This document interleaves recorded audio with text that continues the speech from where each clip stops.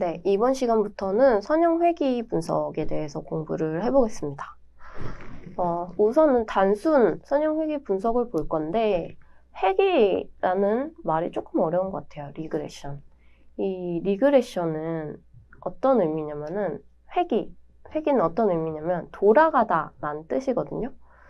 뭐 이미 아시는 분들도 많겠지만 돌아가다가 그런 막 빙글빙글 돌아가다 이게 아니라 제자리로 돌아가다 약간 이런 느낌이에요. 그래서 이런 단순 회귀 같은 경우에는 독립변수 x로 종속변수 y를 예측하는 것입니다. 이 그래프를 보면은 조금 이해가 쉬울 것 같은데 여기 지금 x축이 그 경력이에요. 몇 년 차 이런 경력이고 y축이 이제 연봉이죠. 그래서 경력이 어떻게 되느냐에 따라서 연봉이 달라지고 이거를 가지고 요 경력을 가지고 종속변수인 y, 연봉을 예측할 수가 있다. 이게 단순 선형 회귀 분석입니다. 자, 그러면 예를 들어서 이렇게 할 수가 있겠죠?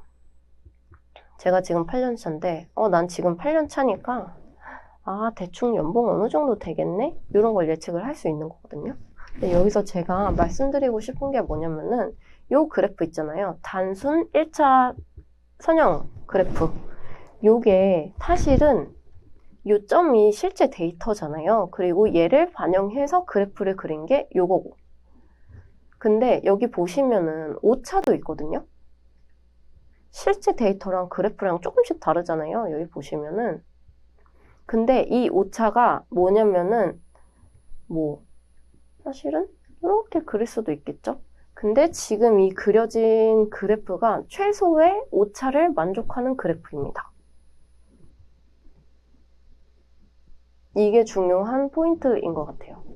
그래서 요거는 제가 말씀드린 포인트는 계속해서 나오게 될 거기 때문에 이 정도로 알아주시면 될 것 같고 나중에 이 그래프를 잘 그렸냐 못 그렸냐를 판단할 때 어떤 방식으로 판단을 하냐면 이 오차가 커 작어? 제일 작은 게 맞아? 이거를 가지고 이 그래프 잘 그렸네? 그러니까 이거는 사실 그래프지만 이 그래프를 만들기 위해선 식이 나오잖아요. 이 식 잘 만들었네? 이렇게 평가를 하게 됩니다. 이게 단순 선형 회귀 분석의 내용이고 독립변수, 종속변수를 좀 설명을 드리면 독립변수는 영향을 미칠 것이라고 생각하는 변수입니다.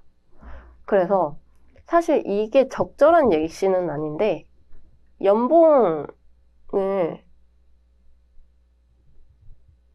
예측할 수 있는 게 뭐가 있을까요? 엄청 많아요. 그래서 사실 이거는 단순 선형 회귀 분석은 아니지만 그냥 단순 선형 회귀 분석이 많이 없기 때문에 요거를 얘기를 하자면 연봉을 결정하는데 영향을 미칠 것으로 생각되는 변수가 경력이다, 연차다, 요 얘기거든요. 그래서 요게 독립 변수다라고 얘기를 하는 거예요. 근데 사실은 연차만 그런 게 아니라 연차 그리고 분야 얼마나 성실하게 하는지 실력은 얼마나 있는지 이런 게 연봉을 사실은 결정하죠. 근데 여기서는 단순 선형회귀 분석을 설명하기 위해서 이걸 가져다 썼어요. 그리고 종속 변수는 반대로 영향을 받을 것이라고 생각하는 변수입니다. 여기서는 샐러리겠죠. 얘는 연봉에 영향을 끼치고 얘로 인해서 얘는 영향을 받고 그래서 독립변수, 종속변수 이렇게 이해를 해주시면 될 것 같아요. 그리고 여기에 개수라는 말이 앞으로 많이 나올 텐데 개수는 뭐냐면 그냥 숫자, 말 그대로 숫자예요. 이게 지금 1차 그래프인데요. 얘는 지금 기울기를 뜻하고 얘는 높이를 뜻하거든요. 보시면은 얘는 기울기고 얘는 높이예요. 아시겠지만 그래서 이런 애들을 다 개수라고 하고 이런 애들은 사실 숫자가 아니라 뭔가 이런 요소죠. 변수죠. 종속변수, 독립변수. 그래서 요거를 어떻게 설정하느냐에 따라서 그래프가 뭐 이렇게 될 수도 있고 이렇게 될 수도 있고 하겠죠. 그래서 이런 것들을 잘 찾는 게, 이런 숫자들을 잘 찾는 게 요 오차를 줄이는 겁니다. 요게 진짜 중요한데, 아까도 말씀드렸던 거지만 다시 한번 설명을 드리면, 얘는 정해져 있어요, 어차피. 근데 얘랑 얘를 잘 정해야지 요 선을 만들 수가 있거든요. 얘랑 이 B0이랑 B1을 잘못 설정을 하면은 그래프가 이렇게 될 수도 있고 뭐 이렇게 될 수도 있어요. 그러면은 실제 데이터를 반영을 해주지를 못하잖아요, 이 선 자체가. 그렇기 때문에 이 데이터는 정해져 있으니 요 B0, 요 상수, 그리고 얘 기울기, 얘를 잘 설정을 해서 요 그래프를 잘 만드는 게 요 오차를 줄이는 일입니다. 이렇게 돼야지 선형 회귀 분석이 잘 됐다, 이렇게 얘기를 해요. 선형 회귀 분석이 잘 됐다는 거는 요 x값을 가지고 y측을 잘 예측할 수 있다 입니다. 만약에 요거를 잘못 선택을 해서 B0, B1을 잘못 선택을 해서 그래프가 이렇게 됐어요. 혹은 이렇게 됐어요. 그러면은 제가 8년차일 때 연봉을 보면은, 자, 이거는 잘된 얘죠. 잘된 얘. 얘는 안 되네. 예측이 안 되네. 자, 8년차에 연봉이 이래요. 연봉이 이래요. 연봉이 이래요. 그러니까 이거는 잘못한 거기 때문에 쓰여질 일이 없겠죠. 그래서 이거를 잘 설정을 해야 됩니다. 무슨 의미인지 아시겠죠? 자, 그래서 단순 선형 회귀 분석에 대해서 지금까지 설명을 드렸습니다. 다중 선형 회귀 분석도 다음 시간에 배울 건데 동일한 내용이고요. 근데 뭔가 조금씩 늘어나요. 그래서 그것도 재밌으니까 요 내용을 잘 이해해 주시고 다음 시간 내용도 같이 들어주시면 감사하겠습니다. 여기까지 진행하도록 하겠습니다.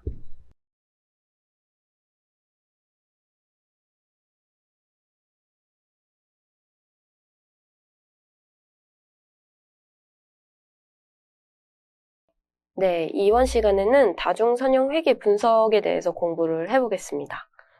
일단 지난 시간에 배웠던 단순 선형 회귀 분석 되게 쉬웠잖아요.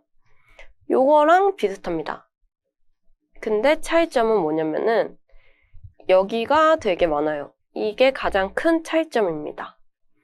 그래서 좀 설명을 먼저 읽어보면은 다중 선형 회귀 분석은 여러 원인, 요거 말하는 거죠. 이 존재하는 경우에 여러 독립변수를 준비하고 종속변수 y를 설명하는 회귀 방정식을 만들어야 된다.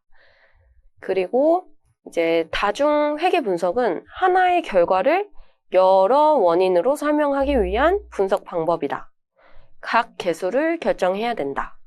요게 사실 다중 선형 회귀 분석의 전부입니다.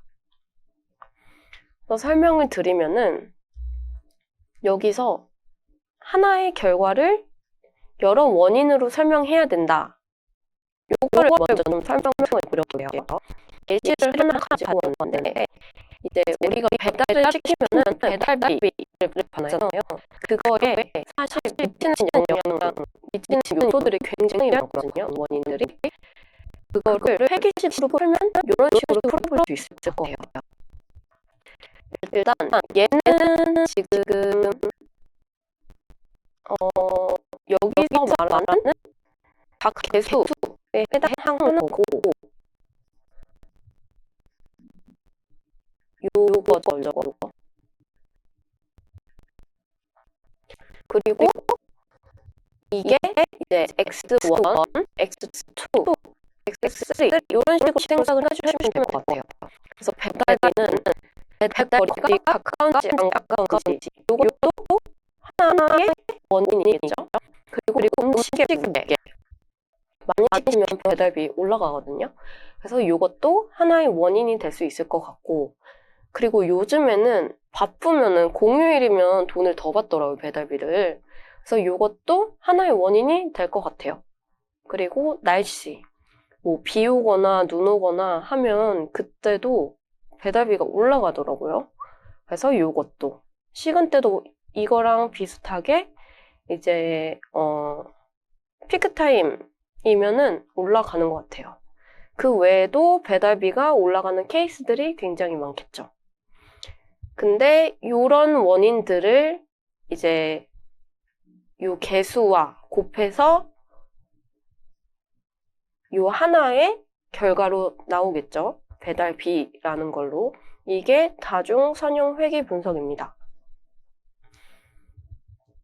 자, 그러면은 우리가 해야 될 거는 뭐냐면은 다중 선형 회계 분석에서는 요거를 피처라고 부르거든요. 요 하나하나를.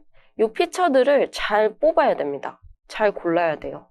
이거를 고르는 방법이 굉장히 여러 가지입니다. 그래서 얘를 어떻게 뽑냐, 얘를 어떻게 가공하냐에 따라서 요 배달비를 예측을 하는 건데 그 예측의 정도가 완전히 달라집니다. 그리고 두 번째는 얘를 잘 뽑냐. 그래서 이것도 중요합니다. 각 개수를 결정해야 된다.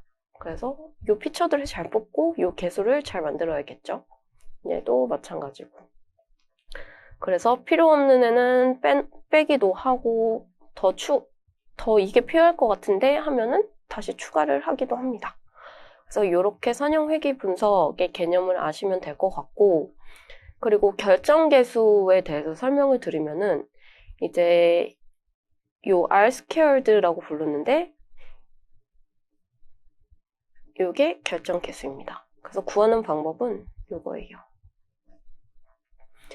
여기에 보면은 설명을 써놨고, 일단 R-squared에 대해서 말씀을 드리면은 예를 들어서 얘를 가지고 R-squared를 구했어요. R-squared가 뭐 예를 들어서 0.75 1이 나왔다 하면은 그거는 뭐냐면 요 내가 요렇게 만든 요 식이 전체 데이터의 71% 그러니까 요거를 71% 정도 설명한다 라고 생각을 해주시면 될 것 같아요. 다시 설명을 드리면 요 독립변수 얘를 얼마만큼 설명해 주는지 그래서 0.5라고 하면은 얘네들이 배달비를 0.5 50% 정도 설명할 수 있다 라고 합니다. 그래서 사실 이게 높으면 높을수록 좋겠죠. 근데 실질적으로 뭐 몇 퍼센트 이상이 유용하다 말하기는 어렵고 공학 쪽에서는 한 50% 60% 얘기를 하는 것 같고 뭐 자연에서는 뭐 20% 이상 자연 현상에서는 20% 이상을 이제 유용하다라고 얘기하기도 하고 경우에 따라서는 뭐 10% 미만도 유용하다고 할 때도 있습니다. 자, 그리고 얘가 있고 얘는 뭐냐면 요 R-squared에 adjusted라고 붙여져 있는데 그냥 쉽게 같다라고 생각을 하면 될 것 같아요. 그러니까 얘 같은 경우에는 어떤 케이스에 많이 쓰냐면은 얘의 장점은 뭐냐면 데이터가 좀 이상치가 나올 때가 있거든요. 그거를 얘에서는 보정을 못 해주는데 얘에서는 잘 해줘요. 그래서 보통 말하기를 다중 선형 회귀 분석에서는 adjust R-squared를 봐라 이런 얘기도 있거든요. 근데 뭐 이런 피처들이 많아지면은 얘를 보는 게 맞고 근데 차이가 두 개가 별로 안 나요. 그리고 이 R-squared보다 조금 낮은 수준입니다. 그래서 뭘 봐도 사실 상관은 없을 것 같아요. 거의 비슷하기 때문에. 네. 그래서 요거를 계산하는 거는 얘를 읽어주시면 됩니다. 여기서 추정값, 관측값이라는 게 나오는데 요거를 먼저 설명을 드릴게요. 추정값은 말 그대로 예측을 하는 값이에요. 요거를 가지고 이게 얼마가 나오겠다라고 예측을 하는 겁니다. 요 식을 가지고 배달비가 얼마가 더 나오겠네 해서 예측을 한 게 추정값이고 관측은 실제로 얼마가 나왔는지 요게 관측값입니다. 그래서 요 계산법은 읽어보시면 될 것 같아요. 그래서 얘를 가지고 SSE, SSR, SST를 가지고 R-squared 결정 개수를 만들고 adjusted R-squared를 만든다 정도만 이해를 해주시면 될 것 같습니다. 그러면 여기서 이제 추정값, 관측값에 대한 얘기를 했는데 몇 가지 주요 개념들을 좀 말씀을 드릴게요. 데이터가 이렇게 있을 때, 자, 이렇게 만들게요. 여기서 통상적으로 이거를 1이라고 했을 때, 전체를 1이라고 했을 때, 한 0.2, 0.3 정도를 떼어냅니다. 떼어내고, 얘를 뭐라고 부르냐면, 얘는 트레이닝 X, 얘는 트레이닝 Y, 그리고 얘를 테스트 X, 얘를 테스트 Y라고 합니다. 자, 그러면 왜 이렇게 나누냐? 제가 얘를 트레이닝이라고 했거든요. 트레이닝 뜻이 훈련을 시키다 요 말이잖아요. 얘는 지금 답안지예요. Y는. 그러니까 요 배달비에 해당되는 거고 요 X는 요 데이터를 말하는 거예요. 그래서 여기에서 이 데이터로는 훈련을 시키는 거거든요. 이 X를 가지고 요것들을 가지고 얘가 나올 수 있도록 훈련을 시켜서 얘네를 뽑아냅니다. 식을 만들 수 있도록. 그러면 여기서 이제 요런 각 개수들이 나오겠죠. 자, 그러면은 얘는 테스트라고 했거든요. 실험을 해야 돼요. 여기에 테스트 X를 가지고 여기에 적용을 시킵니다. 그러면 여기에 이렇게 예측된 값이 나올 거예요. 얘를 predict y라고 할게요. 자, 그러면은 얘랑 비교를 해보는 거예요. 그러면 얘네 둘이 얼마나 차이가 나는지, 얼마나 예측을 잘 했는지를 알 수 있겠죠? 그래서 요 용어는 좀 아시는 게 좋을 것 같아요. 다시 정리를 해보면은, 자, 얘는 X, 얘는 Y, 그리고 얘는 트레이닝, 얘는 테스트. 요 Y는 요 배달비를 뜻하고 X는 얘네를 뜻합니다. 사실 요거죠. 요 X 트레이닝. 그래서 우리의 목적은 이 트레이닝을 가지고 얘네 개수들을 뽑아내야 돼요. 그래서 이거를 가지고 요 개수들을 뽑아냅니다. B1, B2, 뭐 여기서는 베타라고 했는데 여기서는 B1, B2, B3, B4, B5, B0까지 다 뽑아냅니다. 여기에 문제가 있고 해답지가 있기 때문에. 그래서 요거를 뽑아내요. B1, B2, B3 요 애들을 뽑아낸 다음에 요거랑 요거 여기에 있는 값을 여기에 적용을 합니다. 그러니까 여기에도 마찬가지로 배달거리, 음식의 무게, 공휴일 유무 이런 게 있지만 여기서 B1, B2, B3를 다 뽑아냈기 때문에 이 자리에 데이터를 넣어주면 돼요. 그러면 배달비가 나오겠죠, 결국에는. 자, 근데 원래 답은 얘거든요.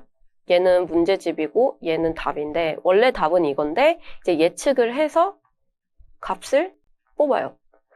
얘를 predict y라고 합니다. 예측을 했다라는 뜻에서. 그러면 여기는 예측된 배달값, 여기는 원래 실제 관측된 배달비. 그래서 얘네 두 개를 비교해서 이 개수들을 잘 뽑아냈냐?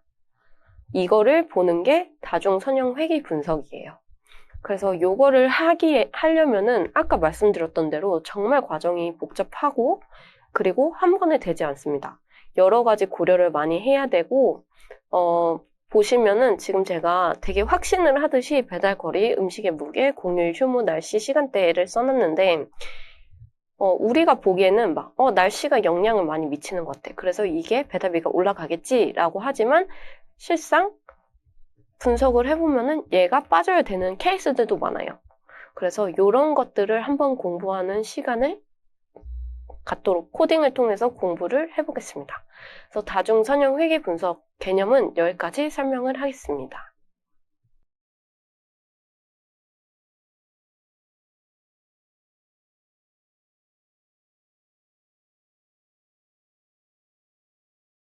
네, 이번 시간에는 선형 회귀의 기본적인 과정 5가지를 공부를 해보겠습니다.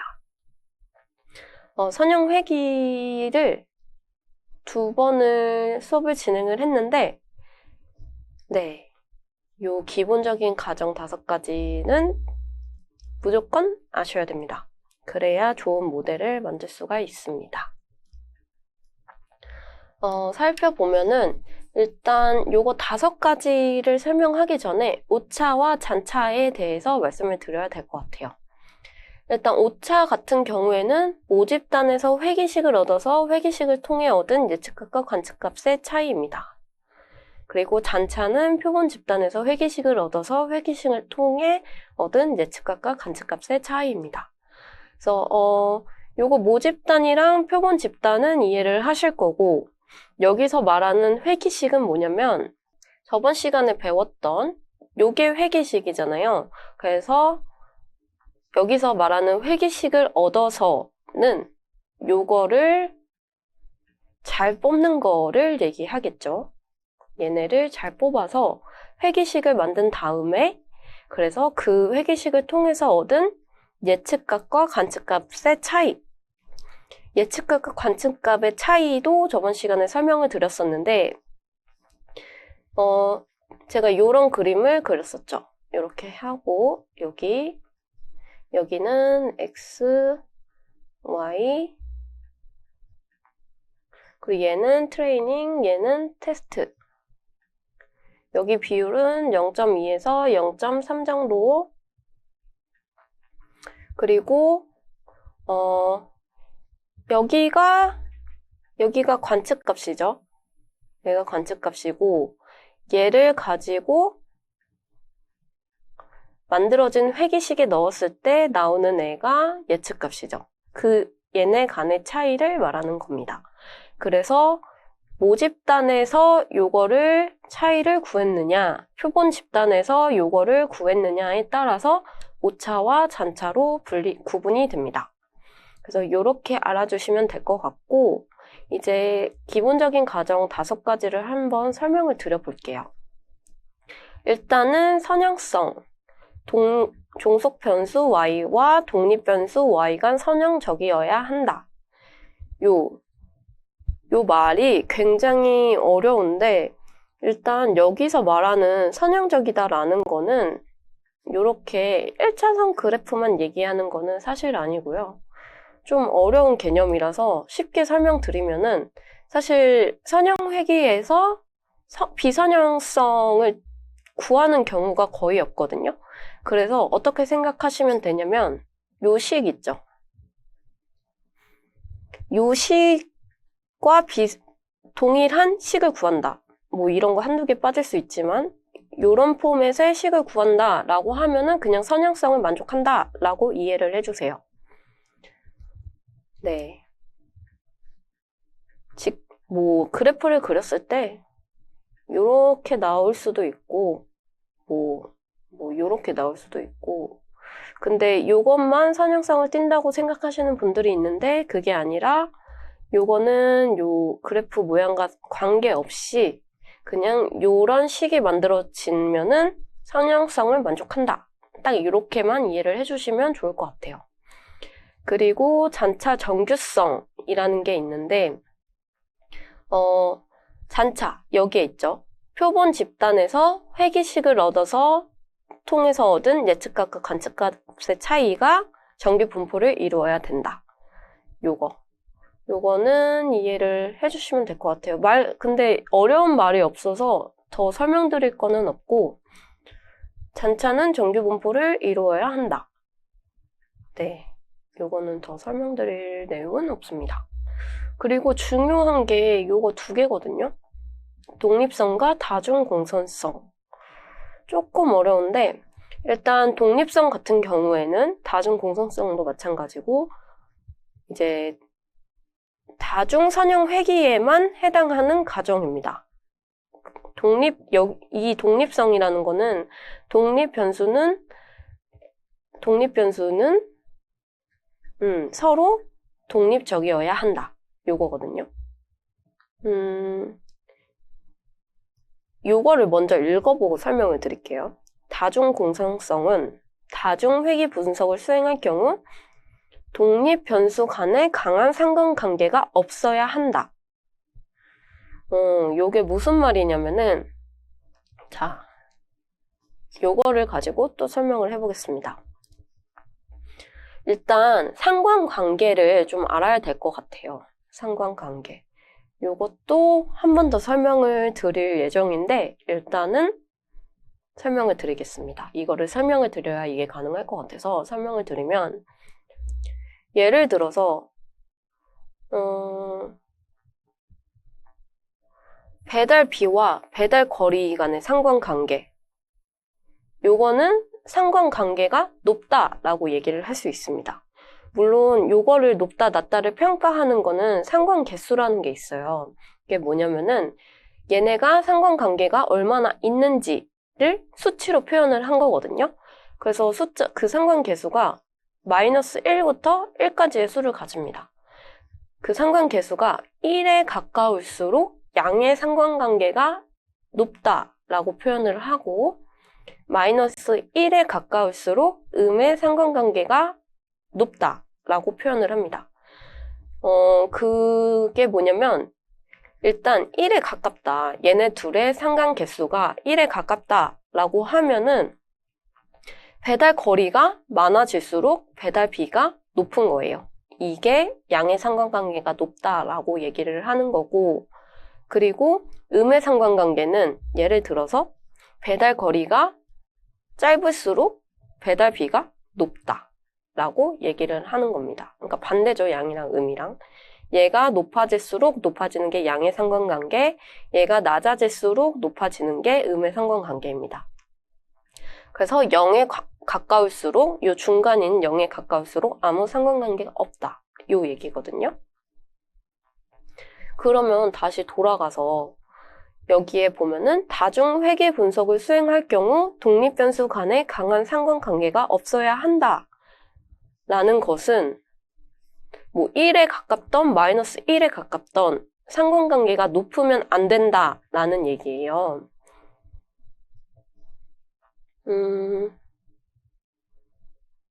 여기서 강한 상관관계라 함은 뭐 정해진 건 아니거든요. 근데 보통 0.6 이상이면은 높은 것 같아요. 뭐 사실 정말 그 잘 만들어진 데이터 같은 경우에는 뭐 0.9 이렇게까지 나오거든요. 근데 현업에서는 그런 데이터들이 거의 없습니다. 그래서 0.6만 나오더라도 잘 나오는 케이스고 이렇게 0.6보다 높다 하면은 요 다중 공산성에 대해서 생각을 해봐야 돼요. 요거를 없애야 되기 때문에 0.6 이상이면은 그거를 얘를 빼야 됩니다. 그게 다중 공선성이에요. 왜냐하면은 이거를 좀 설명을 드려볼게요. 왜 강한 상관관계가 없어야 되는지. 자, 예를 들어서 공휴일 유무, 그리고 시간대, 날씨. 얘네가 상관관계가 엄청 높다고 해볼게요. 얘네가 뭐 한 0.8 정도 된다고 합시다. 그러면 사실 얘네가 아니야, 요렇게 말고 얘네 두 개를 해볼게요. 얘네 두 개가 상관관계가 높다 라고 했을 때 요 배달비가 잘못 나올 가능성이 있어요. 왜냐면 실제로는 얘가 뭐 예를 들어서 얘가 영향력이 제일 크다라고 가정을 했는데 얘네 둘의 상관관계 높아버리면은 똑같은 데이터를 2번 넣어준 꼴이거든요. 그러면은 얘가 많이 커야 되는데 요 개수가 많이 커야 되는데 얘네가 크게 나온다는 거죠. 그렇게 되면은 요 예측이 잘 안 돼요. 그래서 꼭 각각의 상관관계를 보고 상관관계가 높은데 하면은 빼주셔야 됩니다. 안 그러면은 걔네의 개수가 높게 나와서 배달비 요 종속 변수가 잘못 나올 가능성이 많습니다. 네, 그래서 상관관계를 보셔야 되고 그리고 다중 공산성을 구하는 식도 있어요. 그거를 보고 이제 다중 공산성이 높은 것 같다라고 하면은 걔를 빼주시면 되는 겁니다. 네, 그리고 등분산성은 많이 얘기를 했었죠. 분산이 특정 패턴 없이 일정해야 된다. 이거를 등분산성이라고 합니다. 그래서 다시 한번 살펴볼게요. 되게 중요한 건데 얘네를 만족을 하지 못하면은 사실 제대로 된 선형 회계 분석을 했다라고 할 수 없거든요. 그래서 꼭 기억하시고 얘네들을 다 검증을 하셔야 돼요. 선형성, 정리를 해서 말해보면은 선형성은 요식과 비슷하면 선형성이 만족된다고 말씀드렸습니다. 그래서 신경 안 쓰셔도 돼요. 그 외에는. 그리고 잔차 정규성은 표본 집단에서 예측값과 관측값의 차이가 정규 분포를 이루어야 된다. 이것도 신경을 써주셔야 되고 그리고 독립성과 다중 공산성은 같이 보셔야 되는데 독립 변수들이 서로 독립적이어야 되고 얘처럼 뭔가 연관이 있으면은 요 개수가 문제가 있을 수가 있고 개수가 문제가 있다 보면은 종속 변수가 다르게 예측될 수 있다. 그렇기 때문에 강한 상관관계가 있는 애들은 빼줘야 된다. 상관관계가 강하다는 거는 이제 상관 개수가 1에 가깝거나 마이너스 1에 가까운 수 얼마나 상관관계가 있는지를 나타내는 게 상관 개수죠. 그런 애들은 빼줘야 된다. 아니면은 요 다중 공산성을 알 수 있는 식으로 요 지수를 뽑아가지고 그거를 이제 하나씩 빼주면서 데이터를 살펴보면 돼요. 그리고 마지막으로 등분산성. 이것도 중요하죠. 분산이 특정 패턴이 없이 일정해야 된다. 분산이 막 일정하지 않으면 안 된다라고 얘기를 해주는 겁니다. 네, 그래서 선형 회계의 기본적인 과정 5가지는 여기까지 공부를 하겠습니다.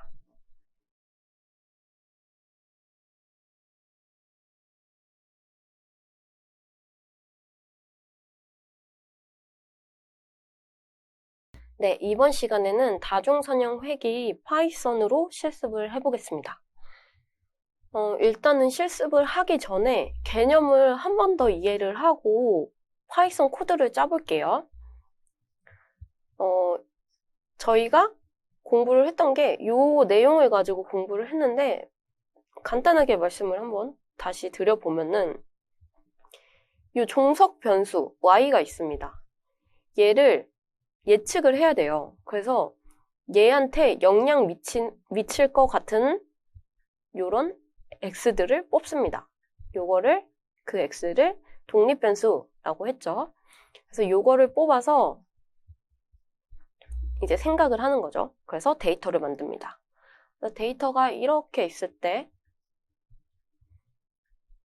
여기는 x, 여기는 y.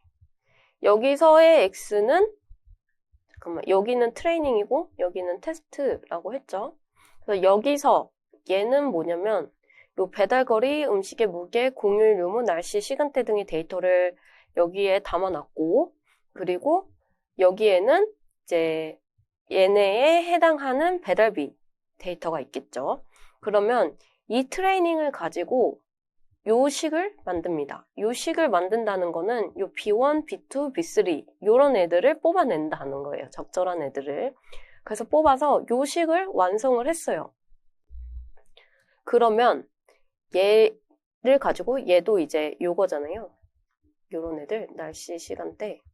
이거를 이 식에 적용을 합니다. 그러면 배달비가 나올 거예요. 얘를 predict y라고 하고 예측된 y 값이라고 하고 이거를 비교를 합니다. 그래서 이 식이 얼마나 잘 만들었는지를 체크하는 게 다중 선형 회귀 분석이라고 했습니다.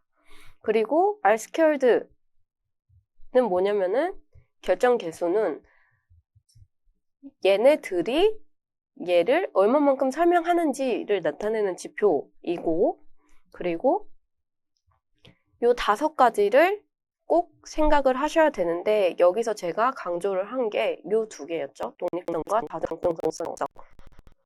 강한 상관관계가 있는 애들은 빼야 된다 라고 말씀을 드렸습니다. 그리고 여기서 한 가지 더 개념을 추가를 할게요. 그게 RMSE입니다. 이게 뭐냐면, 자, 저희가 회기식을 되게 잘 만들었어요. 그러면 이게 얼마만큼 잘 만든 건지 뭔가 숫자로 봐야 되잖아요. 그래서 그때 RMSE를 쓰는 건데, 설명을 드리면, 자, 여기에 테스트가 있고, 여기 X, 여기 Y가 있습니다. 여기 트레이닝 데이터를 가지고 이 식을 굉장히 잘 만들었어요. 그래서 지금 상태가 어떻냐면은 잘 만들었으니까 B1, B2, B3, B4 이런 애들을 잘 만들었겠죠. 여기는 X1, X2고 그래서 여기가 뭐 배달거래, 음식의 무게, 공유일, 유무 이런 데이터인데 이거를 여기에 적용을 합니다. 각각을. 그러면 배달비가 나오겠죠. 얘를 예측된 값이라고 하거든요. 그러면 얘는 원래 정답이잖아요. 이 y는. 그래서 얘랑 비교를 한 개 해야 되는데 그때 RMSE를 씁니다. 그게 뭐냐면 요거는 predict고 요거는 실제 값, 테스트인데 얘에서 얘를 빼요. 그리고 제곱을 합니다. 그리고 나서 그 개수로 나눠줘요. 얘의 개수. 그리고 루트를 씌워주면 됩니다. 자, 다시 설명하면은 이제 실제 값이랑 예측한 값이 있어요. 이 2개를 비교를 해줘야 되는데 그때 우리는 RMSE라는 애를 쓸 겁니다. 식을 말씀을 드리면은 요 예측된 값에서 실제 값을 빼줘요. 그리고 제곱을 해줍니다. 그리고 요 개수로 나누어져요. 그 다음에 루트를 씌우면 RMSE가 나옵니다. 그래서 요 개념 자체는 되게 쉬운 것 같아요. 그냥 예측한 값에서 실제 값을 빼서 그것을 제곱을 해서 루트를 씌운다. 네, 요렇게 이해해 주시면 될 것 같고 그리고 MSE도 있어요. MSE는 뭐냐면 이 루트를 뺀 거거든요. 여기서 예측된 값에서 실제 값을 빼서 그거를 제곱을 하고 n분의 1로 나눠주는 거. 그게 MSE예요. 경우에 따라 다르지만 요번에 저희는 실습을 하면서 RMSE를 쓸 거거든요. RMSE는 어쩔 때 좋냐면은 뭔가 아웃라이어가 많을 때 그 값을 잘 고정해주는 그런 애입니다. 그래서 그 정도만 아시고 지금은 RMSE만 쓴다. 이렇게 생각을 해주시면 될 것 같아요. 네, 요거를 이렇게 평가하는 것도 굉장히 많기 때문에 종류가 많기 때문에 일단 RMSE부터 배우시고 그 다음에 하나하나 천천히 공부를 하시는 거를 추천을 드릴게요. 네, 그래서 이제 코드를 한번 보면은 네, 굉장히 많아졌습니다. 뭔가 굉장히 많아졌는데 얘네들을 다 쓸 거거든요. 그래서 하나하나 설명을 좀 드릴게요. 일단 데이터를 불러와야 되는데 예전에도 한번 쓴 적이 있었는데 여기 보시면 SK run 이렇게 써있는데 scikit-learn이거든요. scikit-learn이라는 데에서 이제 데이터 세트를 제공을 해줍니다. 그래서 잘 돌아갔고 요 데이터 set load boston 하면은 데이터 세트가 나와요. 그리고 데이터 set describe의 약자인 요거를 입력을 해주세요. 그러면 데이터에 대한 설명이 나옵니다. 잠깐 읽어보면은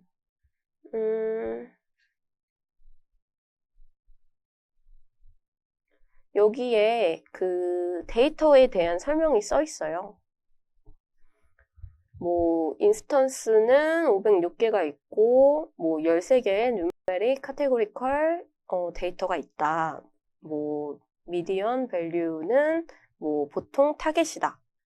14번. 뭐 이 얘기거든요. 이거를 좀 설명을 드릴게요. 일단 요게 독립 변수고 얘가 종속 변수거든요. 그 얘기를 지금 여기서 하는 거고 제가 이거를 한글로 번역을 했습니다. 이 내용이 뭐냐면은 그 미국에서 이 주택 가격 중앙값을 예측을 하는 거예요. 그러면 집값에 영향을 미치는 애들이 굉장히 많잖아요. 근데 거기서 영향이 있을 것 같은 애들을 이렇게 뽑은 겁니다.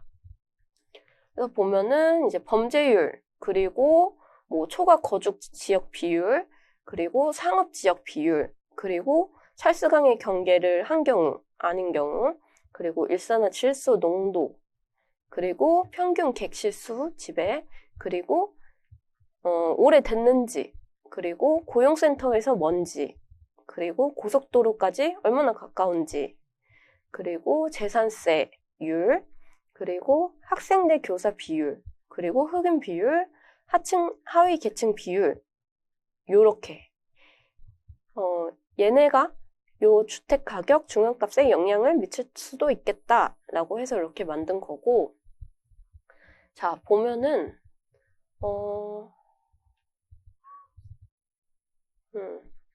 보시면 13개가 있고 한 개는 이제 종속 변수다, 타겟이다 라고 써져 있는데 이거를 한번 나눠 볼게요.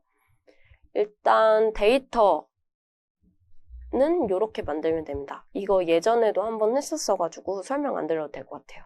데이터 셋의 데이터고 데이터 컬럼은 feature names에서 가져오면 됩니다. 얘가 dfx고 그리고 y 같은 경우에는 타겟을 보면 되는데 걔의 이름은 medv로 할게요. 그래서 얘네들을 콘캣 시켜줍니다. 이렇게 대괄호 써주시면 되고 axis 1로 df를 만들어주시면 됩니다. 실행을 시켜보면 이렇게 나왔습니다. 그래서 얘네들은 독립 변수고 그리고 얘는 종속 변수입니다. 그래서 얘네들을 가지고 이렇게 잘 어떻게 해가지고 얘를 예측을 잘 하면은 모델을 잘 만들었다라고 할 수 있겠죠. 일단 처음에 describe를 한번 볼게요. 그러면 좀 특징이 보이는데 제가 이거를 보는 이유는 뭐냐면 얘 때문이거든요. 이게 뭐였냐면 찰스 강의 경계에 위치했는지 아닌지예요. 다른 데이터들은 그냥 숫자거든요. 뭐 예를 들어서 비율, 뭐 가중 거리, 객실수 이런 숫자인데 얘 같은 경우는 1 아니면 0이에요. 이런 데이터를 카테고리컬 데이터라고 하고 그리고 제가 말씀드렸던 비율, 세율, 거리, 뭐 지수 이런 애들은 뉴메리컬 데이터라고 합니다. 그래서 이거를 잘 기억해 주셔야 돼요. 이런 데이터냐 아니냐에 따라서 데이터 가공을 할 때 달라집니다. 그래서 이렇게 이해를 해주시면 되고 자 그리고 이제 요거는 데이터가 나오면은 설명을 드릴게요. 지금 변수가 13개고 종속 변수가 1개인데 요거를 각자 그림을 그릴 거예요. 얼마나 상관관계가 있는지 그거에 대한 내용입니다. 네, 저는 좀 기다렸는데 1분 21초 정도 걸렸네요.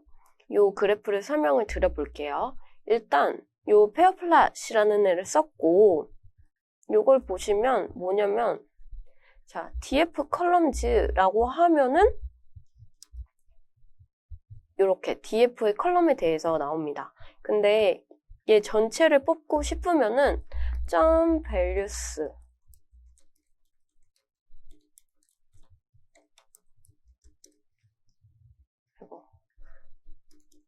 그래서 이렇게 하면은 이렇게 나오고 이거를 to list로 해주면 리스트로 바뀌어요. 그래서 얘를 그냥 여기에 넣어준 거거든요. 그래서 이거는 뭐냐면 모든 변수를 각각 그래프를 보고 싶다 요 얘기예요. 요거를 한번 살펴볼게요. 일단은 저는 다 안 보고 종속 변수 그 주택의 중앙값 씬네 얘를 기준으로 변수를 쭉 볼게요. 보면은 상관관계가 있는 애들이 있을 수 있거든요.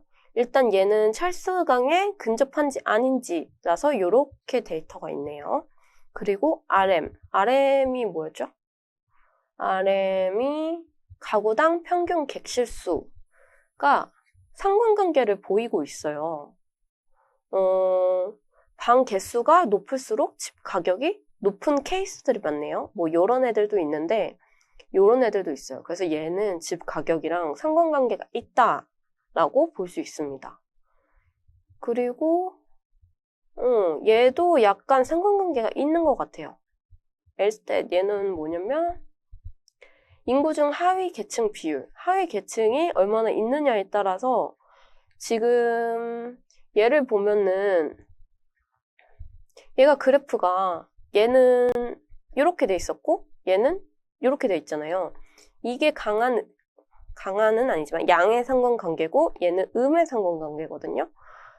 그 얘기는 뭐냐면 얘 같은 경우는 RM은 방의 비율이 높을수록 많을수록 이제 집 가격, 주택의 가격이 높을 확률이 큰 거죠.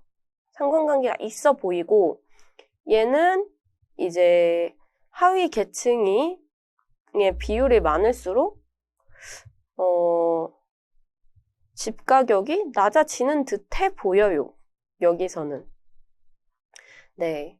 그냥 이 정도로만 보면 될 것 같아요. 근데 무조건 방의 개수가 많아질수록 집 가격이 높아져. 이렇게 해석은 하시면 안 돼요. 제가 말씀을 잘못 드렸는데 마찬가지로 하위 계층이 많을수록 집 가격이 낮아져. 이렇게 확신을 하시면 안 됩니다. 왜냐하면은 제가 이렇게 확신을 한 거는 사실 상관관계가 아니라 인과관계를 얘기를 하는 거거든요. 근데 이거는 굉장히 주의할 점이에요. 그래서 그냥 상관관계가 보인다 정도로만 말씀을 하시면 됩니다. 네, 이 얘기는 제가 그 다음 챕터에서 한 번 더 설명을 드릴게요. 그래서 그냥 RM이랑 방의 개수랑 하위 계층이 집 가격에 상관관계가 있는 것 같네 정도만 보겠습니다. 네, 이제 스케일링에 대해서 봐야 되는데 스케일링이 뭐냐? 자, 여기 디스크라이브를 볼게요. 여기 보면 맥스, 미니멈 값, 맥시멈 값이 있는데 보시면은 미니멈 값이 뭐 텍스 이런 애들은 187부터 시작하거든요. 근데 보통은 뭐 0도 있고 뭐 1도 있고 맥시멈 값을 비교를 해봐도 단위 자체가 좀 달라요. 얘는 711이 맥시멈이고 근데 얘는 1이 맥시멈이고 뭐 8.78이 맥시멈인 애도 있고 근데 우리가 회계식을 만들 때 어떤 게 영향을 더 미치는지 안 미치는지를 개수로 뽑아내야 되잖아요. 근데 이렇게 숫자로만 그 선형 회계를 돌리면은 그게 잘 안 나올 수가 있거든요. 그때 예전에 배웠던 분포랑 똑같은 거예요. 내가 만약 영어 점수가 90점이다라고 했을 때 토익에서는 못 보고 수능에서는 잘 본 것처럼 잘 본 점수인 것처럼 얘네들도 그거를 스케일링을 다 해주는 거예요. 그냥 특정 미니멈이랑 맥시멈 값을 정해놓고 그 사이에서 움직인다 정도로만 생각을 해주시면 될 것 같아요. 그래서 민맥스 스케일러는 뭐냐면 모든 컬럼들을 0에서 1 사이로 맞추는 거예요. 그래서 뭐 예를 들면은 요 텍스라는 애를 보면은 아마 요 맥시멈 711은 뭐 1에 가까운 수겠죠.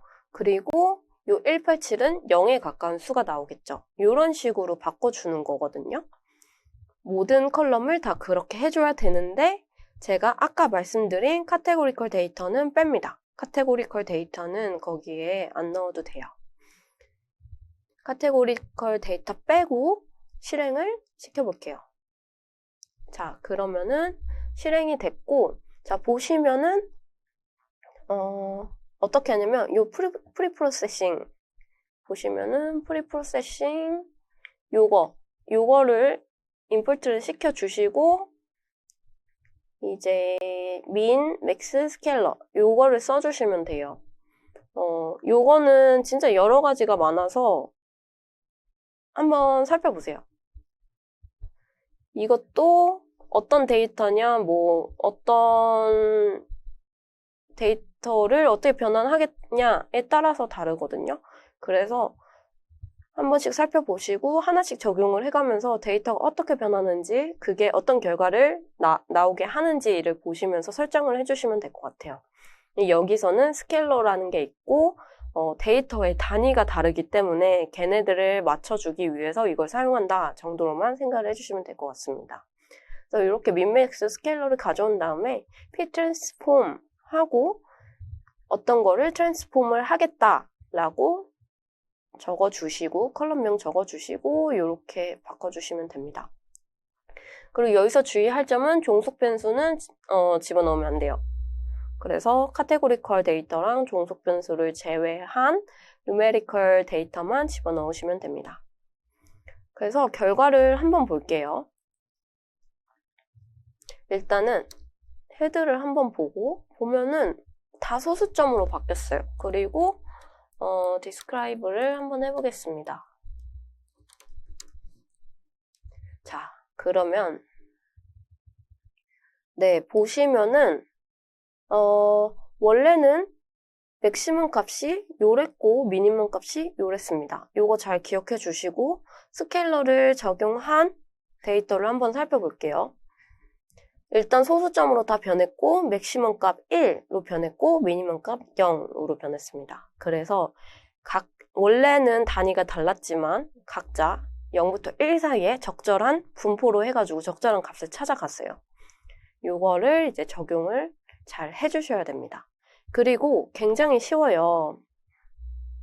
회기 돌리는 건 굉장히 쉬운데 제가 예전에 저번 시간 때 굉장히 강조했던 건데 여기는 트레인, 여기는 테스트 이렇게 말씀을 드렸잖아요. 이거를 나누는 거는 뭐 0.2에서 0.3 정도다. 보통 이렇게 말씀을 드렸고 그게 이 식이거든요. 보시면은 이제 트레인 테스트 스플릿이라는 애를 쓰는데 여기 보시면 트레인 테스트 스플릿 이 사이클런의 모델 셀렉션에서 트레인 테스트 스플릿을 임포트를 해주시면 되고 자 그리고 나서 요 사이에 데이터를 넣었는데 저희가 위에서 만들었던 이제 X 데이터 독립변수 데이터랑 종속변수 데이터 프레임을 넣어줍니다. 그리고 테스트 사이즈를 얼마로 하겠느냐 0.2에서 0.3을 넣으면 되는데 저는 0.3을 일단은 넣었어요. 그리고 나서 요거 순서는 똑같이 지켜주셔야 됩니다. 이 이름은 변수명은 다르게 해주셔도 되는데 트레인 X, 테스트 X, 트레인 Y, 테스트 Y 이렇게 지켜주셔야 돼요. 그래서 저는 보통 이렇게 X는 대문자로 하고 Y는 소문자로 합니다. 그래서 트레인 X, 테스트 X, 트레인 Y, 테스트 Y 이렇게 정해주시면은 데이터가 이렇게 4개 있죠. 요게 잘 나눠져요.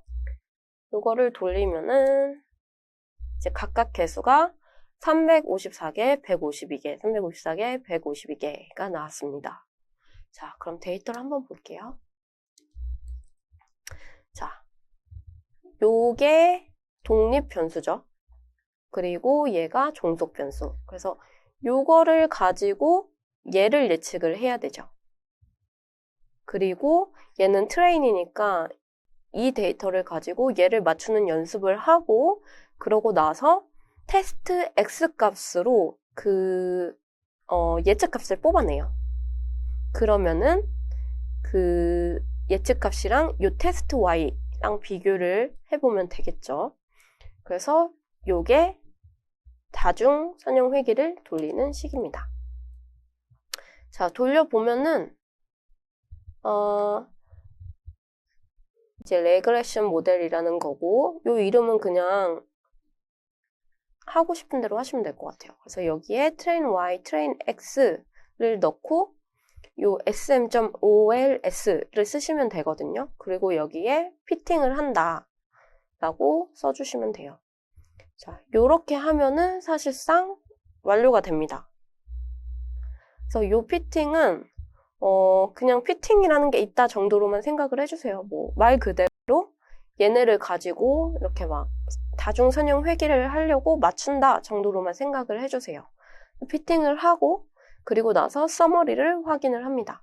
이렇게 하면 서머리를 확인할 수 있는데 요게 이제 결과값이죠. 리그레션 결과값인데 다중 선형 회귀 결과값입니다.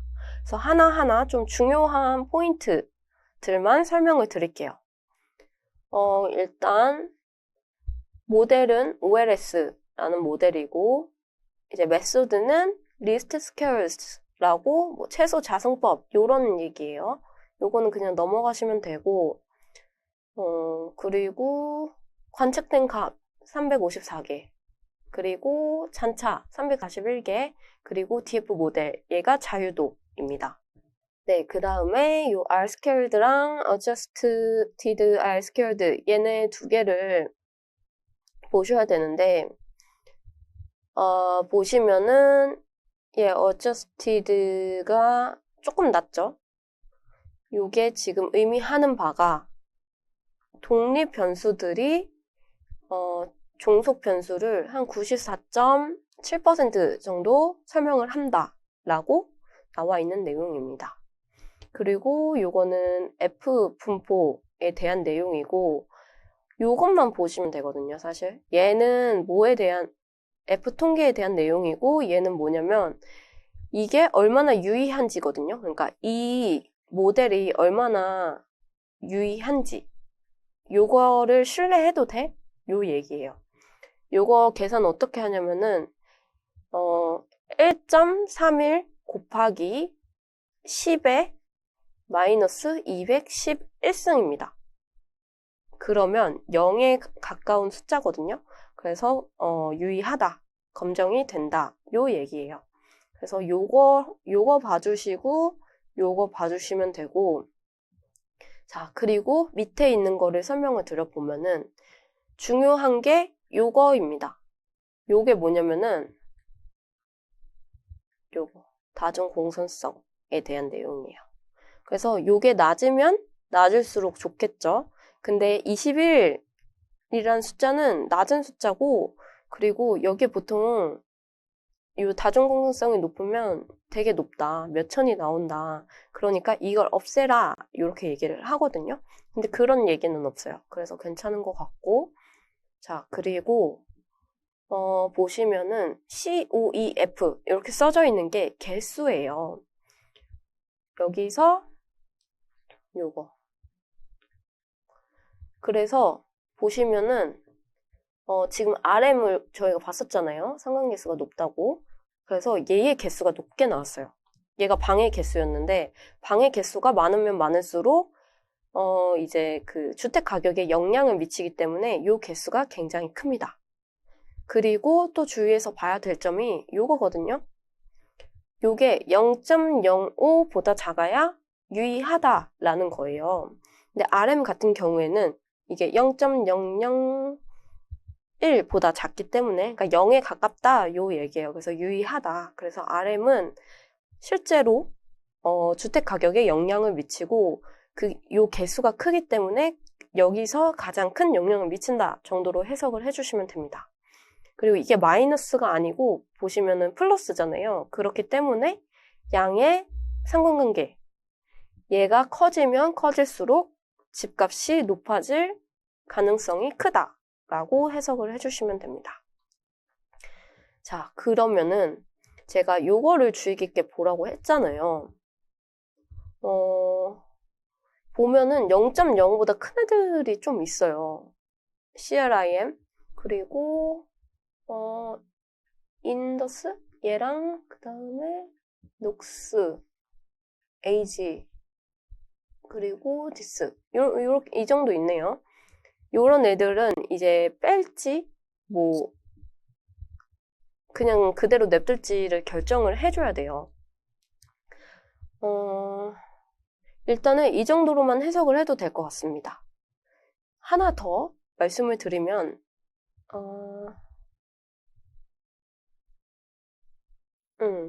요거 우리 아까 봤던 거인데 요것도 한번 해석을 해볼게요. CHAS고 찰스 강이랑 가깝게 있으면은 뭐 1 아니면 0이었던 것 같은데 얘 컬럼에 대해서는 이제 p-value가 0.05보다 작기 때문에 유의하다. 얘는 이제 믿어도 된다. 이 얘기고 개수는 2.7413이 나왔어요.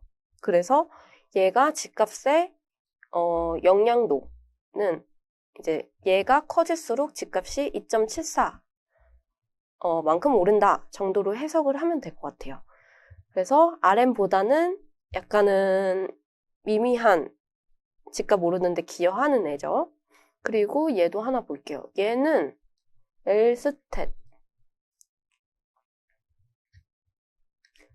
엘스탯은 인구 중 하위 계층 비율인데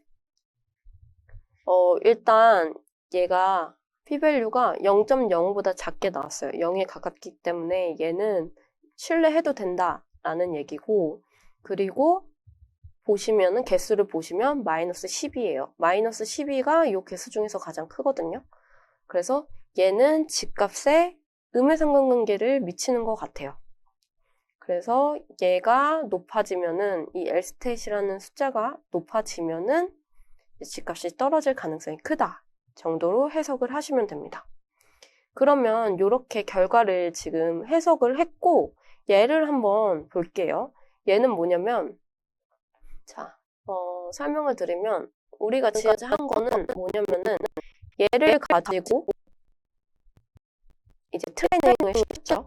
요 배달비는 정해져 있으니 요거를 가지고 트레인을 가지고 요 각각의 개수를 뽑았어요. 그래서 지금은 이제 요 개수가 나온 상황이고 그리고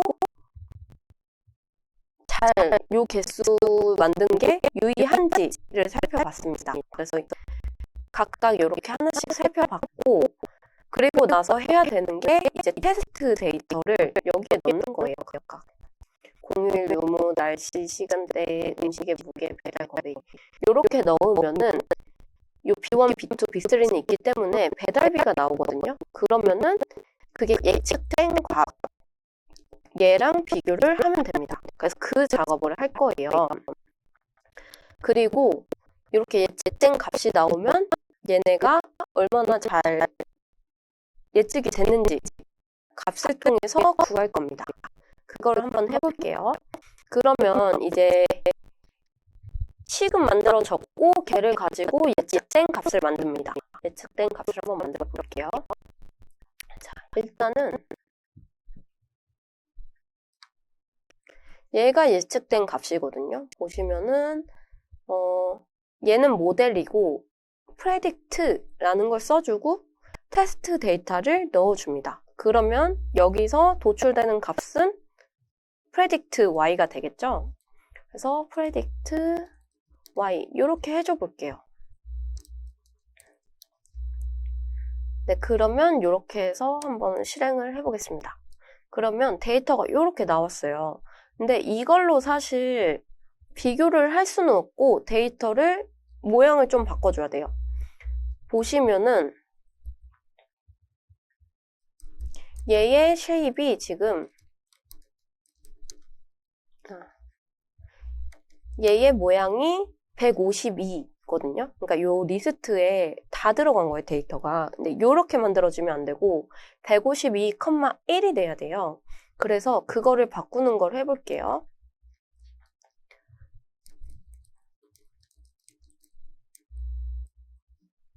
요렇게 하면은 됩니다. 그러면은 값 하나하나가 리스트에 들어있고 그거를 이제 리스트가 감싸고 있죠. 그래서 요렇게 만들 건데 식을 좀 이쁘게 써볼게요.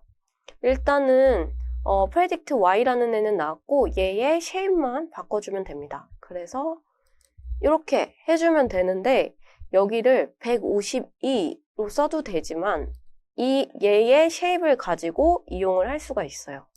그래서 얘의 shape의 0을 하면은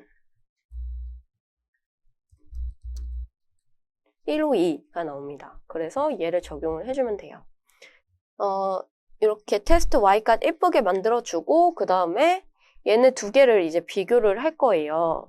그때 썼던 게 써야 되는 게 RMSE죠. 그건 어떻게 하냐면 요 mean squared error라는 애가 있거든요. 여기 보시면 mean squared error 요 매트릭, scikit-learn의 매트릭 안에 있는 애인데 얘를 임포트를 시킨 다음에 그 다음에 요 sqrt를 써주시면 돼요. 요거는 루트를 뜻합니다. 그래서 루트를 안 씌우면 그냥 MSE인 거고 이 루트를 씌우면은 RMSE가 되겠죠. 그래서 요거를 실행을 시켜주시면 돼요. 그러면 오차 값이 5.5 정도 난다. 정확히 말하면 RMSE 값이 5.57 정도 나온다. 요렇게 봐주시면 될 것 같고 우리의 목표는 뭐냐면은 얘를 줄이는 것, 그리고 얘를 높이는 것, 그리고 얘는 이미 낮으니까 괜찮고 다중 공산성도 이 정도면은 괜찮은데 더 낮게 해도 좋을 것 같습니다. 그리고 설명 안 드린 게 있는데 이 두 개는 뭐냐면은 스큐와 컬투시스 우리가 배웠던 건데 얼마나 뾰족한지, 얼마나 치우쳐져 있는지에 대한 내용이죠. 자, 그러면은 추가로 한번 해볼게요. 일단은 추가로 보기 전에 상관관계를 한번 볼게요. 요렇게 사이즈 해주시고 트레인 X에 그 상관관계가 영어로 correlation이거든요. CORR 요렇게만 하시면은 상관 개수를 볼 수 있습니다. 이렇게 보면 이게 상관 개수거든요. 근데 이렇게 보기 쉽지가 않죠. 그래서 히트맵을 써줍니다. 요거는 소수점에 대한 내용이고 요거는 이제 색깔에 대한 내용인데 이렇게 보면은 예쁘게 잘 나오죠. 그래서 이걸 보고 상관관계가 높은 애들을 빼줘도 돼요. 상관관계에 대해서 다시 설명을 드리면은 일단 1에 가깝거나 마이너스 1에 가까울 때 상관관계가 있다라고 합니다. 요거를 한번 해석을 해보면은 요 this라는 애랑 지금 indus라는 애랑 상관관계가 마이너스 0.71이에요. 그래서 얘네들은 음의 상관관계가 있습니다. 네, 요런 식으로 봐주시면 되고 그리고 다중 공선성 구하는 법도 한번 살펴볼게요.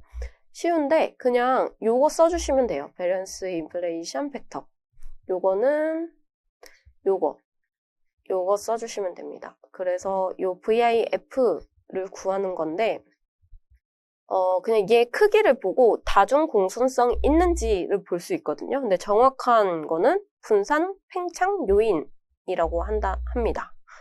그래서 얘를 한번 살펴볼게요. 그냥 얘 써주시면 되고 그리고 요거는 그냥 가져다 쓰셔도 될 것 같아요. 이게 폼은 쓴 거라서 이제 트레인 X를 하나하나씩 요거를 구하는 겁니다. 그래서 보면은 데이터를 이렇게 나와요. 이게 피처에 대한 내용이고 보시면 익숙하신 글자죠. 그리고 여기에 VIF 팩터, 분산 팽창 요인 숫자가 나옵니다. 이게 10을 넘어가면은 다중 공선성이 있다고 판단을 해요. 그래서 이런 있는 애들은 제거를 해주는 게 좋아요.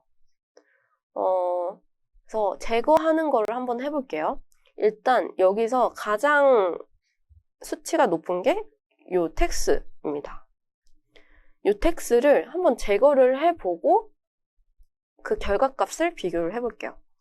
트레인 X에서 drop 요거를 빼준다는 거죠. 삭제를 한다는 거고. 자, 얘를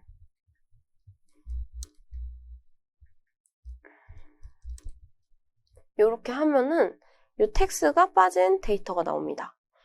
이거를 가지고 이제 이 다중 공선성을 볼게요. 그러면 보시면 아시겠지만 일단 텍스는 없어졌고요. AG를 보면 19.489였는데 얘가 좀 낮아졌어요. AG가. 그리고 RM을 한번 볼게요. RM은 15.965였는데 얘도 조금씩 낮아졌어요. 그래서 이 컬럼을 다중공세성이 있는 컬럼이 하나가 삭제될 때마다 걔만 영향을 끼치는 게 아니라 다른 애들한테도 영향을 끼치거든요.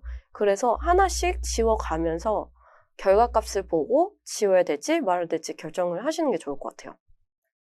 그래서 저희는 하나를 지웠으니 한번 결과값을 봅시다. 그래서 이제 이 피처, 지운 피처를 리스트로 만들어요. 얘를 한번 보여드릴게요. 얘를 가지고 지워진 애를 이제 가지고 얘를 만들어요. 그래서 트레인 X에서 얘만 적용을 시키는 거예요. 트레인 X 템프로. 그래서 요걸 여기에 넣어주고 똑같이 하면 돼요. 없어진 값으로 y 값을 예측을 합니다. 그래서 fit 써주시면 되고 마찬가지로 summary 해주시면 됩니다. 그래서 보면은 앞에서 했던 거랑 비교를 해가면서 보겠습니다. 일단 얘는 0에 가까운 숫자이기 때문에 요 검정 자체는 되게 유의한 거고 요 결과 자체가 유의하고 일단 요 다중 공선성을 나타내는 요 수치부터 볼게요. 22.3이었는데 21.4로 줄었습니다. 그래서 요 다중 공선성이 많이 줄었고 그리고 요거 한번 볼게요. adjusted isquared는 0.955인데 요것도 조금 줄었네요. 그래서 약간 설명을 하는 그게 조금 적어졌어요. 하지만 별 차이가 없어서 상관없습니다. 자, 그리고 요 변수를 저희가 뭘 지웠냐면 텍스를 지웠으니까 텍스를 지운 거를 한번 볼게요. 일단 얘는 0.05보다 작아서 유의성이 있긴 했지만 다중 공선성이 많기 때문에 삭제를 했고 그리고 나서 다른 애들이 어떻게 변했는지 한번 볼게요. 얘 AG를 한번 볼게요. 얘가 제일 높으니까 AG를 보면은 AG 얘는 지금 유의성이 더 높아졌어요. 유의성이 더 높아졌는데 네, 얘도 좀 높아진 것 같고 일단은 이러한 상황입니다.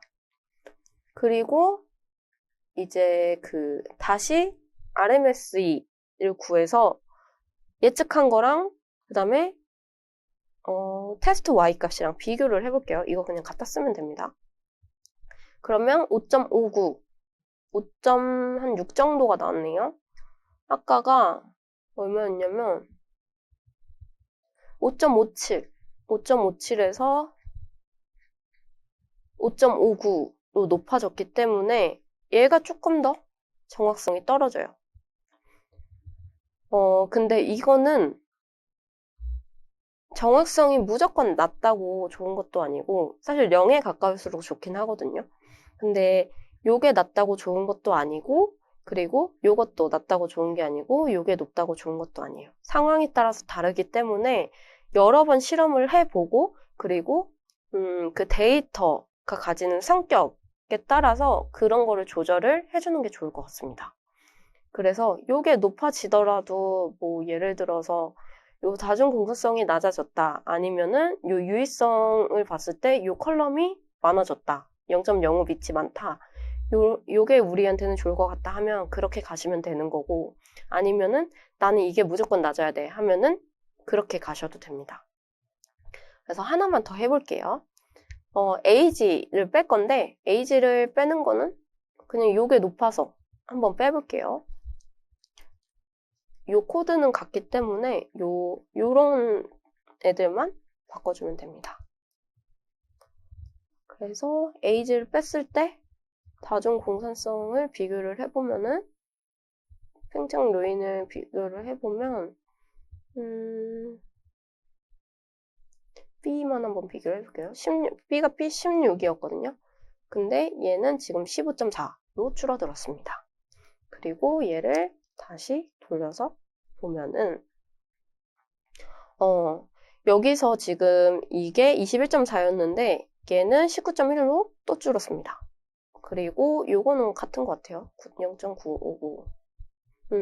같고 유의성이 여전히 있고 0에 가깝기 때문에 그리고 요거를 살펴보면은 그래도 0.5 밑이 좀 많네요. 네, 이렇게 하면 될 것 같아요. 그리고 RMSE를 보면은 5.61. 얘보다 조금 높아졌어요. 다중 공순성이 을 살리면서 RMSE는 조금 수치가 높아졌네요. 자, 네, 그리고 요 녹스 한 번만 해볼게요. 동일하게 하면 되고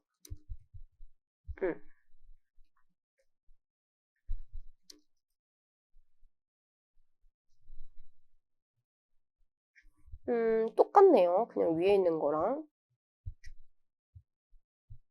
조금 높아졌네. 이 RMSE는 조금 높아졌고 얘는 조금 낮아졌어요. 다중공급성을 나타내는 조금 낮아졌고 네, 이 정도. 그리고 얘도 한번 삭제를 해볼게요.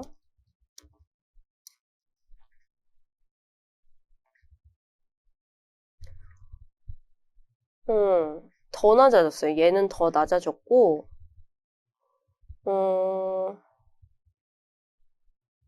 그리고 얘는 계속 똑같고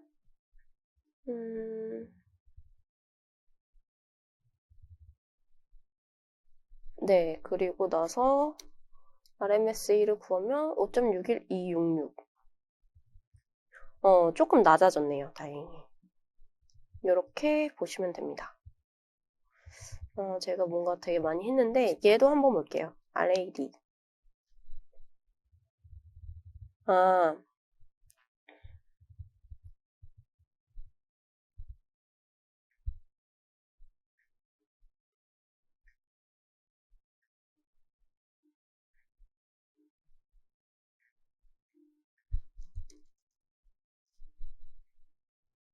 보시면은 15.9 더 낮아졌고 그리고 이거 똑같고 같고 이제 얘네를 보면은 다 0.05보다 작기 때문에 얘네들은 다 쓸 수 있는 애들입니다.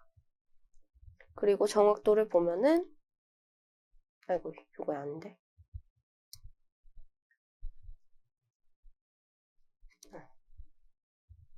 5.01 보면 더 낮아졌네요. 그래서 저는 이게 최상인 것 같아요. 보면은 네, 이렇게 이제 프레딕트 파란 게 예측을 한 거고 주황색이 실제 데이터입니다. 그래서 보면은 대략적으로 좀 맞춰요. 추이는 맞추는데 이제 이런 애들이 문제가 되겠죠. 얘네들은 좀 과하게 맞췄다라고 할 수 있고 이제 얘를 가지고 식을 만들 수가 있어요. 이 식을 한번 만들어 볼게요. 지금 얘가 개수이기 때문에 얘를 쓰면 되고 지금 0.05보다 높은 애는 없기 때문에 얘네를 다 써주면 됩니다. 그래서 보시면은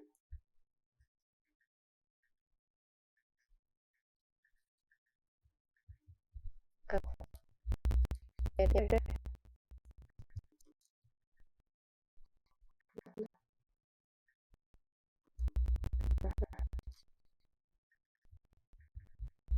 어떻게 해주시면 되냐면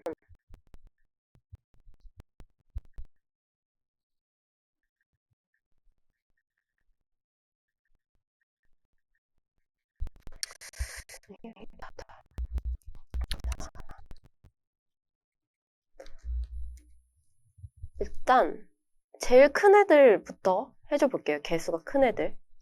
39.1883. 얘는 RM이죠. 자, 그리고 더하기. 그 다음에 큰 게 8, 얘네요.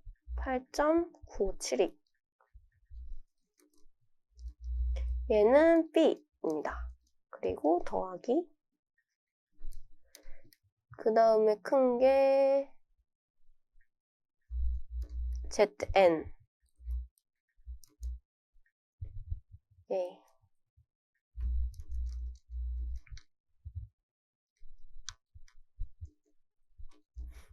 요렇게 해주시면 되고, 그리고 요 찰스강.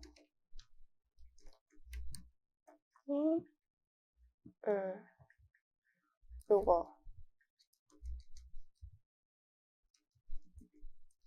이렇게 써주시면 되고, 그리고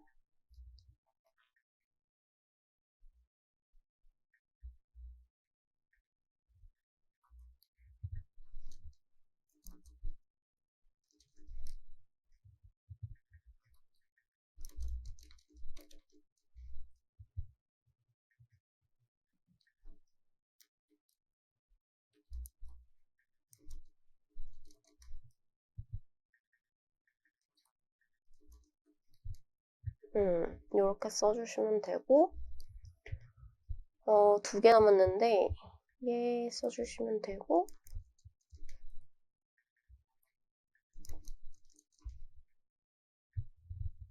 마지막으로 제일 작은 숫자인,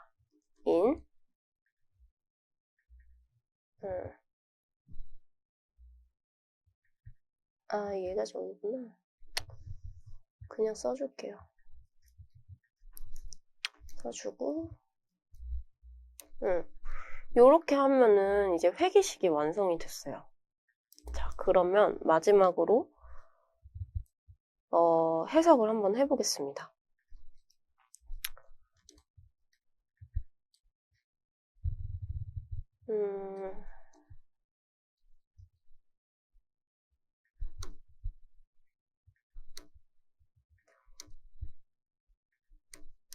자,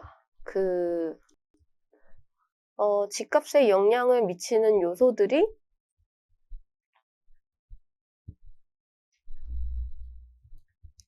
여러 개가 있었고, 그 중에서 뭐 다중공존성을 띠거나 뭐 상관관계가 높은 것 같은 애들을 빼줬어요. 그리고 요렇게 봤을 때 유의성이 너무 큰 애들부터 빼줬습니다. 그래서 몇 개를 빼줬고, 그 결과 이제 RMSE는 5 정도로 맞췄고, 그리고 모든 변수가 다 0.05보다 작기 때문에 얘네들은 다 유의성이 있다, 써도 된다라는 거고, adjusted R-squared는 0.955로 95.5%를 설명한다. 이렇게 나왔고, 얘 자체는 0에 가깝기 때문에 요 검정 자체가 유의하다라는 뜻이고, 요 다중공성을 나타내는 15.9도 많이 낮췄습니다. 그래서 이 결과만 가지고 그냥 해석을 해볼게요.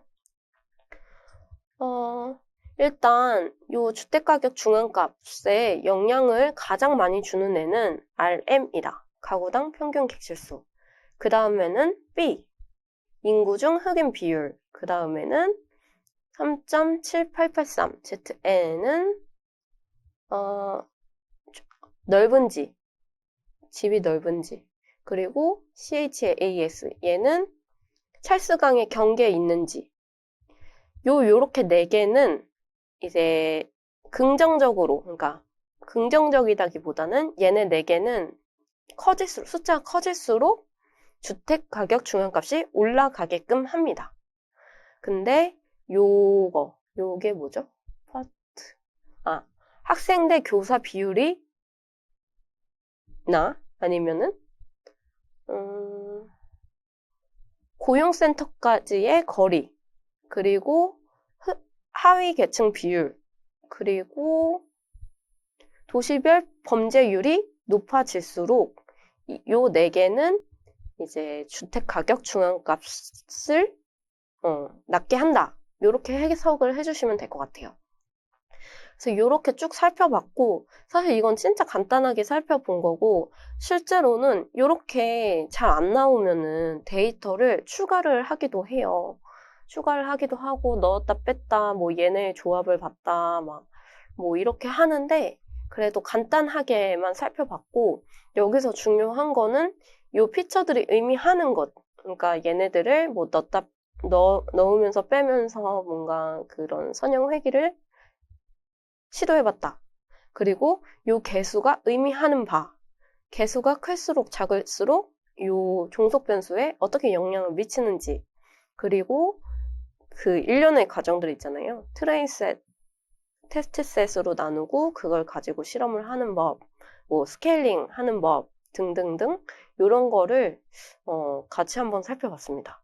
그래서 좀 관심 있으시면은 다양한 데이터로 많이 시도를 해보시면 좋을 것 같아요.